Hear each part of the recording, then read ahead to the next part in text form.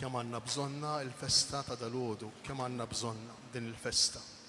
Il-festa tal-Madonna tal-Loreto, il-Madonna tad-dar, kellha bżonn il-Madonna bid-dar tagħha mhux tmur Loreto biss u tibqa' hemm, imma ddowr kull dar, kull familja, bid-dar tagħha, kull familja.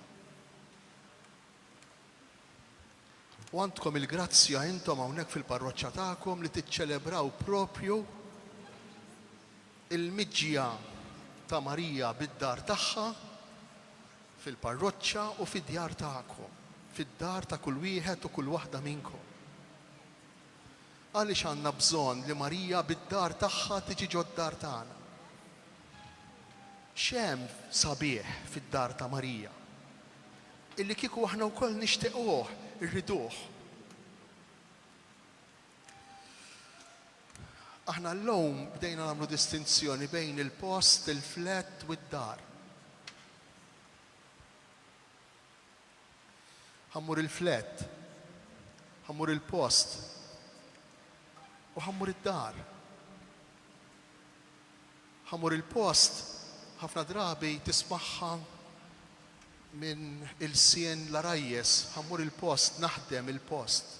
Għadna ma noqgħodux fih, ħadu post tal-ġebel. Il-flett ħafna drabi tkun dik id-dar li jkollok ekstra illi ma tkunx toqgħod fija u li biss sfortunatament tisservi biex meta fid-dar ma tkunx tiflaħ toqgħod taqbad u taħrab lejn il-flett. Imma mbagħad hemm id-dar. X'jagħmel għad-dar? Mhux il-ġebel, anke il-flett fih il-ġebel, anke il-post fih il-ġebel. X'jagħmel għad-dar?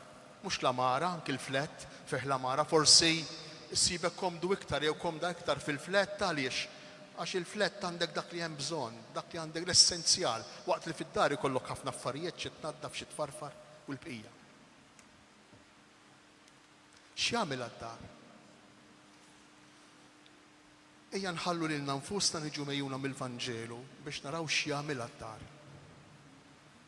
X'jagħmel għad-dar ta' Marija?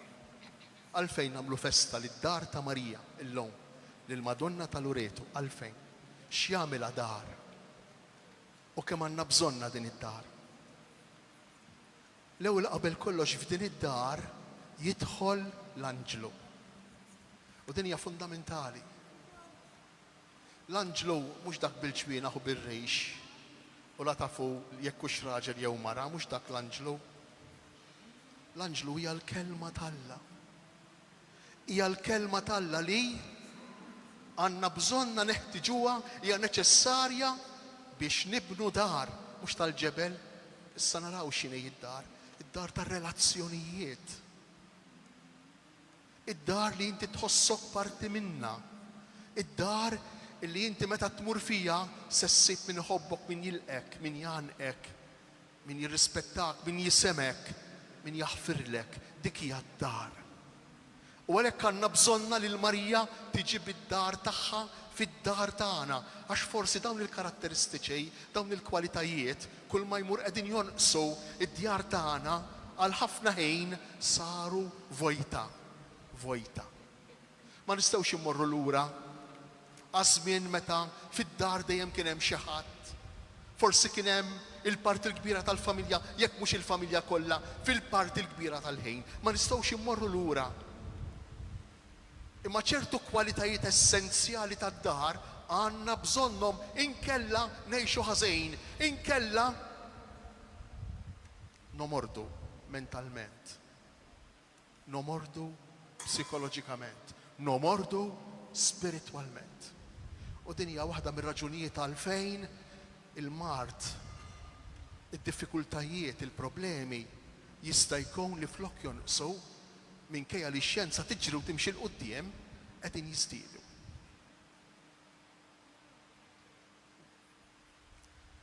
Mela l-ewwel element importanti biex il-post tagħna, il-flett tagħna, biex il-binja fejn ngħixu issir dar hija l-preżenza tal-kelma t'Alla. X'jiġifieri? Jiġifieri aħna rridu nkunu umli biżżejjed illi nagħtu ħin matul il-ġimgħa tagħna biex nisimgħu lil Alla jkellimna. Kif għamlet Marija? L-anġlu daħal għandha. Kieku kienet imħabta kellha x'tagħmel bħalma jkollna aħna, kienet tgħidlu bħalissa m'għandix moħħok ejja ħin ieħor. Ejja ħin ieħor. Ma tistax tiġi kwart oħra nofsi oħra bħalissa qed nagħmel. Forsi aħna hekk nagħmlulu lill-anġlu, hekk nagħmlula l-kelma t'Alla, mhux għalissa mbagħad il-quddiem forsi nibda nattendi laqgħa biex nisma' l-kelma t'Alla. Imbagħad il-quddiem forsi meta jkolli ċans bħalissa m'għandix ċans, Alla ma jafx li m'għandix ċans bħalissa. U sa dan it-tant il-post tiegħek jibqa' post, il-flett tiegħek jibqa' flett, il-binja tiegħek tibqa' binja u ma ssirx dar. Ma ssirx dar li tant għandek bżonna, li tant tixtieqha f'qalbek din id-dar. U kif jidħol l-anġlu fid-dar x'jiġri? Ara kemm jiġru affarijiet sbieħ. Ifraħ. L-ewwel kelma li jgħid l-anġlu, ifraħ. Id-dar, il-familja, ir-relazzjonijiet ta' bejnietna huma magħmulejn għal liema raġuni. Għal ferħ ta' kull wieħed u kull waħda minna. Aħna msejħin għal-ferħ, aħna msejħin għal-ferħ. Allura jekk jien fid-dar tiegħi ma nifraħx imma nħossni mtaqqa appeżantejt, inħossni mdejjaq, rid nistaqsi. Jien msejjaħ għal-ferħ, x'inhu jiġri ħażin? X'hemm ħażin? Għandi problemi ta' mart, għandi problemi ta' relazzjonijiet, għandi problemi. Imma xorta waħda jien mistieden għal-ferħ, anki Marija kellha minn dawn il-problemi. Anki Marija ma kienx taf kif se tgħidu lil Ġuseppi li kienet ilha b'Ġesu. Anki Marija ma kienx taf kif se titkellem ma' missiera. Meta kienet ilha bil-ħidma tal-Ispirit. Anki Marija kellha minn dawn id-diffikultajiet. Anki Marija kellha l-inkwiet. Imma l-anġlu jgħidilha, ifraħ, ifraħ. Aħna msejħin għal-ferħ. U id-djar tagħna għandhom ikunu l-ambjent, l-għajn tal-ferħ, mod speċjali tat-tfal tagħna, taż-żgħar tagħna. Għandhom ikunu l-għajn, il-klima, l-ambjent tal-ferħ, mod speċjali taż-żgħar tagħna, tat-tfal tagħna. Mhux għax tagħna le, anki tagħna. Jekk ikun hemm il-kelma t'Alla, anki tagħna id-dar tkun l-ambjent tal-ferħ. Mela id-dar il-post l-ambjent tal-ferħ, mhux tat-toqol u tal-peżantezza, mhux tad-dwejjaq u tal-inkwiet. Ħafna drabi sfortunatament id-dar issir sinonima, issir equals inkwiet. Nieħu qata x'in niġi biex immur id-dar. Mhux hekk jimmaġinaha Alla, mhux hekk jekk ikun hemm il-kelma t'Alla li tinstema' fil-familja, fid-dar. X'jgħidilha iktar l-anġlu? Minn aħna msejħejn għal-ferħ. U meta jiġi l-anġlu, meta nilqgħu il-kelma t'Alla, dak il-ferħ ikun hemm, ifraħ għalilha Marija. Mimlija bil-grazzja. Mimlija bil-grazzja. Xi ġifieri mimlija bil-grazzja? Inti maħbuba b'xejn. U fejn se nagħmlu esperjenza li nkunu maħbubin b'xejn jekk mhux mommok u ma' missierek u mar-raġel u mal-mara u mat-tfal. Fejn? Ejdu li fejn? Xi ħadd se jħobbok b'xejn jekk mhux fid-dar. Inti mimlija bil-grazzja, jiġifieri maħbuba gratis, maħbuba b'xejn. Fejn se tagħmel l-esperjenza li tkun maħbuba b'xejn jekk mhux fid-dar? Xi ġifieri maħbub b'xejn? Maħbub mingħajr jekk. Inħobbok jekk issajjarli, inħobbok jekk taħsib le, inħobbok għax int. Inħobbok għax int, kif int. U tant inħobbok li niflaħ ukoll għal dak li hu differenti fik, dak li nansiba bitqila biex naċċettah. Bħalma ġara Ġuseppi, hekk kellu jaċċetta lil Marija. Taħsbux li kienet faċli li Ġuseppi jaċċetta li Marija hija tqila b'tarbija l-mixtieq. Marija maħbuba b'xejn, Ġuseppi maħbub b'xejn, int jien kull wieħed u kull waħda minna rridu nħossuna maħbubejn b'xejn. U dan xi fisser? Dan ifisser li rridu nagħtu ħin il xulxejn. Dan ifisser li rridu naħlu l-enerġiji tagħna, naħlu l-flows tagħna għal xulxejn. Dan ifisser li ma nikkalkulawx fil-familja, ma nibdewx diġà minn qabel bil-kalkoli. Din tħallasa int u l-oħra nħallasa jien. Dejn żomm il-kont tagħha għax min jaf x'għad jiġri. Dejn m'hemmx imħabba b'xejn. M'hemmx il-kelma Alla fl-oriġni tal-familja. U jonqos il-ferħ. Għalhekk Marija dik il-kelma ifraħ li qalilha l-anġlu setet tagħmel esperjenza tagħha. Setet tgħid iwa veru, jiena nifraħ għaliex għax jiena maħbuba b'xejn.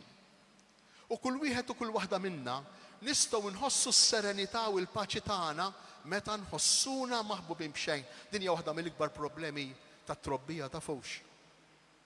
Min għadu jirabbi jew minu nanni jew nanna. Hija waħda mill-problemi kbar tat-trobbija.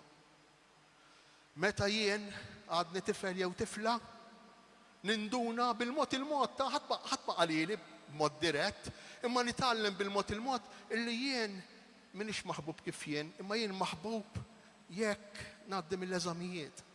Jien maħbub jekk nasal fejn iridni missieri. Jien maħbub jekk. Hija waħda mill-problemi l-kbar dejn ta' trobbija.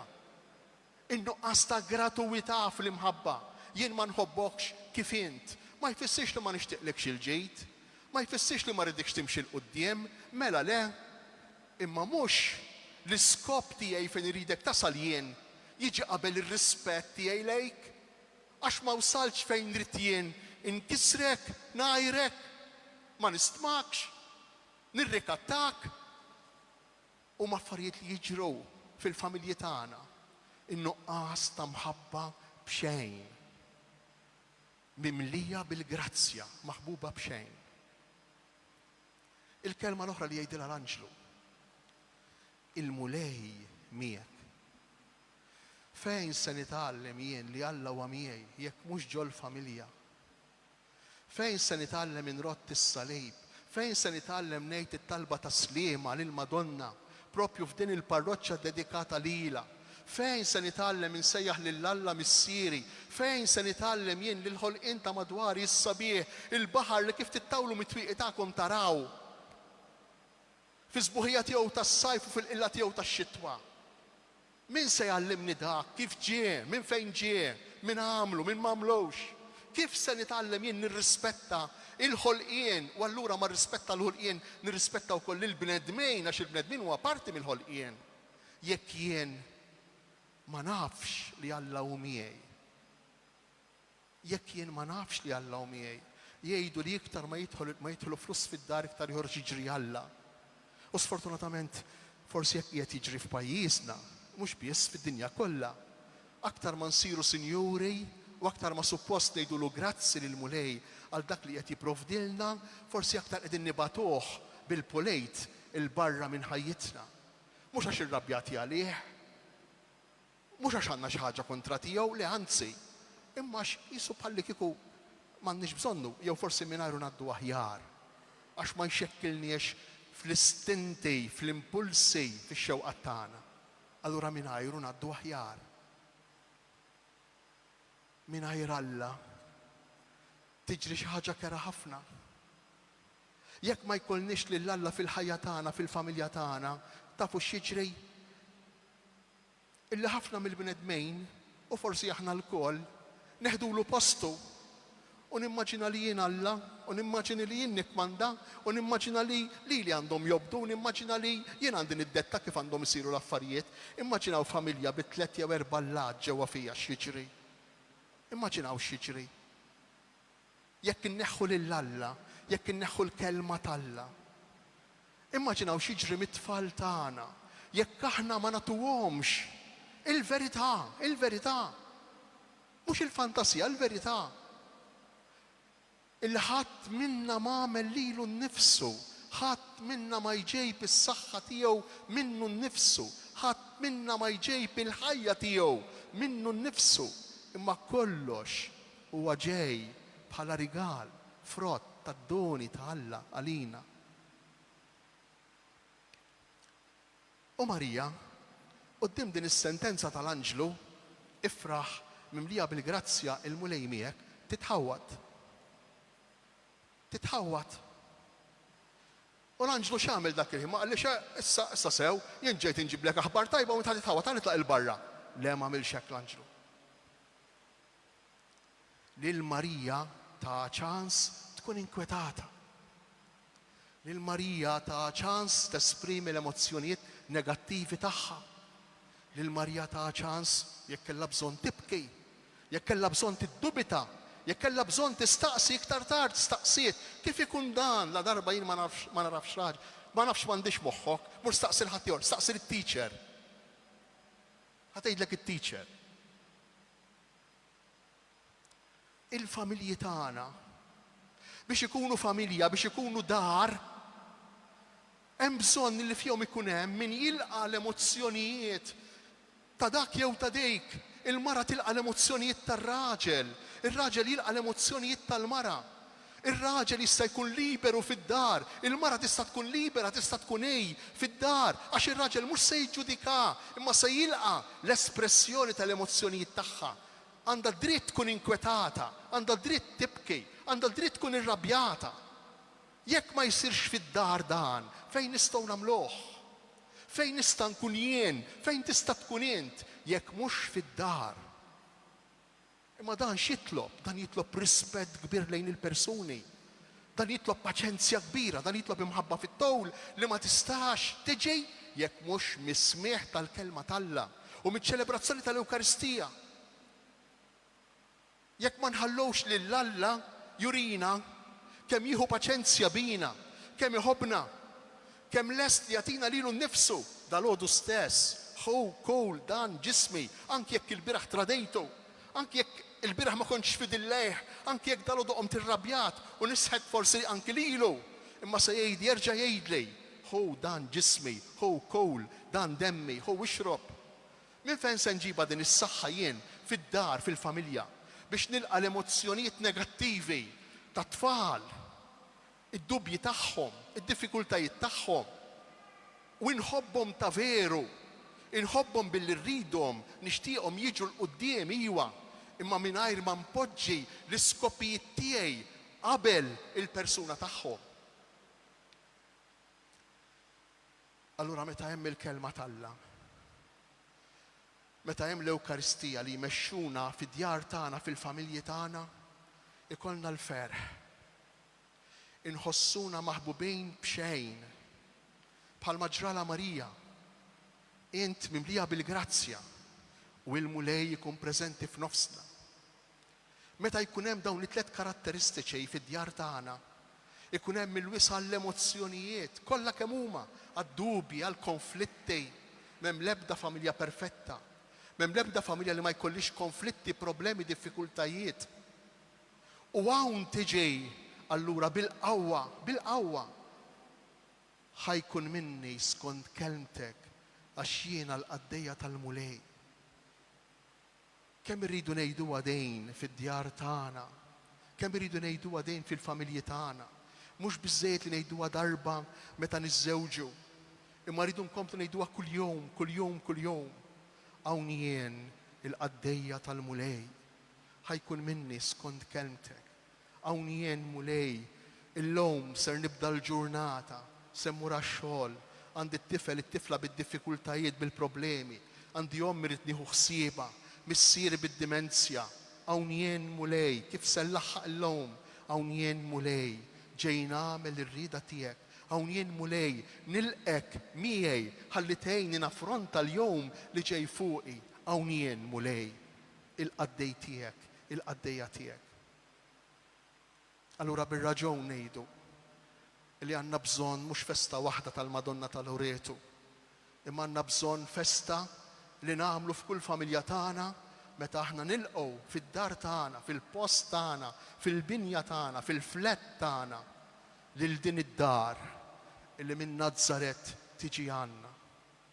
Ejjew nitolbu lil mulej biex niftħu qalbna beraħ biex jagħtina sens ta' umiltà, biex ineħħilna s-sens ta' autosuffiċjenza kemm imbagħtu bih bħalissa fid-dinja ta' żmienna s-sens ta' autosuffiċjenza. Qisu m'għandi bżonn ħadd, għandi l-flus allura ngħix fl-illużjoni li m'għandi bżonn ta' ħadd, m'għandi bżonn ta' xejn, għax bil-flus inġib kollox bil-flus. Imma hija biss illużjoni, hija biss ħolma. Ew nitolbuh lil Mulej neħħilna dan is-sens ta' autosuffiċjenza. Dan is-sens ta' u jien niġi nqaw inqom m'għandi bżonn ta' ħadd. U jagħtina sens kbir ta' umiltà. U nitolbuh biex jgħinna niftħu qalbna, l-qalb tagħna, qalbna beraħ. Ħalli nilqgħu lil Marija bid-dar tagħha ġewwa d-dar tagħna.